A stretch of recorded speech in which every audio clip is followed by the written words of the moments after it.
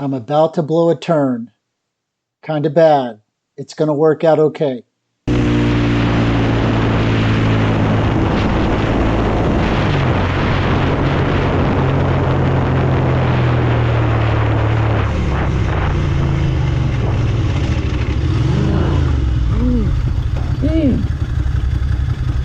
Okay.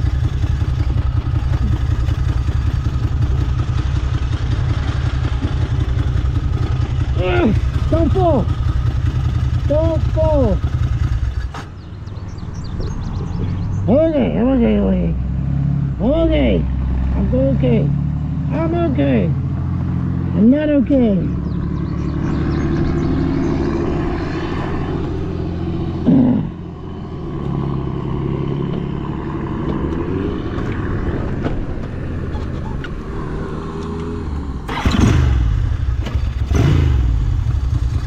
What? Yeah.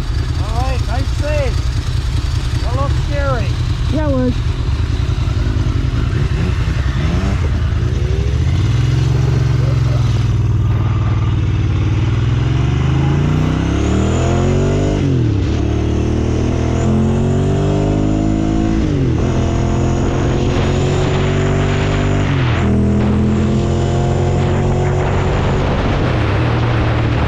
So I'm setting up for this curve. I'm moving to the outside portion of the roadway, getting set up to make a right-hand turn.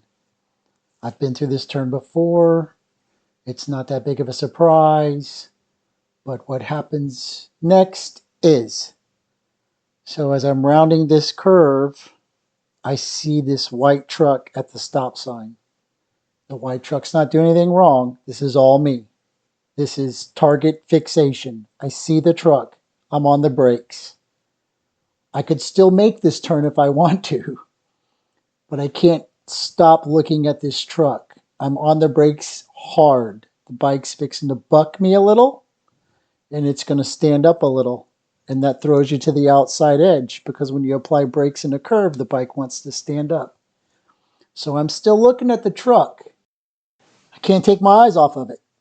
If I would have let go of the brakes, I could have leaned that bike over and kept going, and everything would have been fine. But I'm staring at the truck. I'm on the brakes hard, and I'm trying to not run into the truck, not hit that median. So when the bike stands up and you're pointed and straight, that's when you want to be hard on those brakes. As I'm approaching this median here with a lot of gravel on top, when you get to that, I have to let off the brake. If I hit that gravel with the front brake hard, it's going to slide. There's a little bit of a curb here, a lip on both sides, so the bike's going to bounce a little bit. And then as soon as you get past that onto the pavement again, that's when it's hard on the brakes. Got to get that bike stopped before I roll down that hill and into that barbed wire fence and bushes and everything else and just have a really bad day. So I finally get the bike stopped. To make matters worse, I have two riders behind me, and I have to be worried now that they're going to target fixate on me and then do the same thing I did. Fortunately, they kept going and then came around to check on me. I could have just taken a moment here and I wouldn't have made it any worse. But this is a moving lane of traffic. Even though I'm probably pretty clearly visible, I don't want to get run over. So I got to move out of the way, and I got to get to the side of the road and out of the moving lane of traffic as fast as I can. And that's where I made it worse, because I dipped the front end of the tire over and it gets off pavement onto the grass. And then there's a hump. And now I'm kind of off balance a little bit. And, you know, when the bike starts to tip, the panic foot goes down. You hope everything is stable where your feet go so you don't fall over. Nobody wants to fall over after they save a bad move. So, you know, try not to make it any worse. So at this point, the front tire's fixing to go off the edge of the asphalt and into the grass. And there's like a 2-inch drop. And then the bike gets off balance. I almost fall over. That's me trying to jam my foot down so that I don't fall over to the left.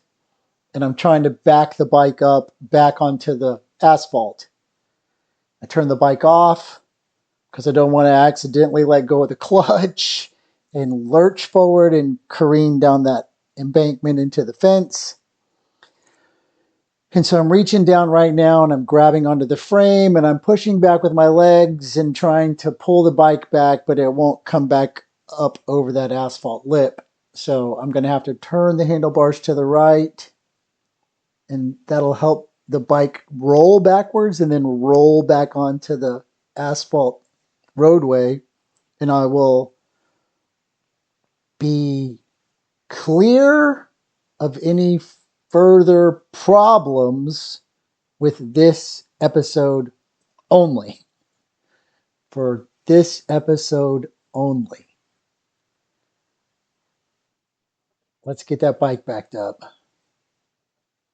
All right, so we're back on the road. I can put my feet down, I can take a quick breath,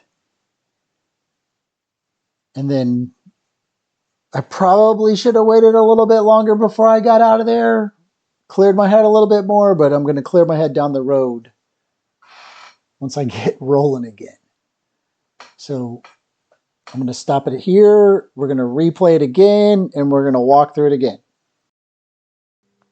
So I know what target fixation is. And in this instance, I knew it was occurring. I was telling myself I'm doing it.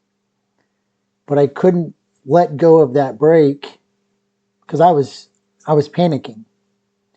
So I think the most important thing for you is when that motorcycle is pointed and straight, that's when you get hard on those brakes. I'm braking in the turn right about now, and you can see that motorcycle start to buck and kick, and it's going to start going to the outside. But at the same time, that truck maintains focus in the center of the screen because that's where I'm looking the entire time. So when you're slowing down, this is aggressive braking. That's why that bike is hopping a lot. But when I finally get that motorcycle up and pointed straight, that's when I'm hard on the brakes, trying to scrub off as much speed as I can because I'm really concerned about going over the edge. And to be honest, this gravel starts to freak me out because now I don't know if I'm going to have enough time to stop before I go over. Fortunately, it all worked out. About 10 miles down the road, we're going to pull over and stop. We're going to talk about it, put it to rest, continue riding.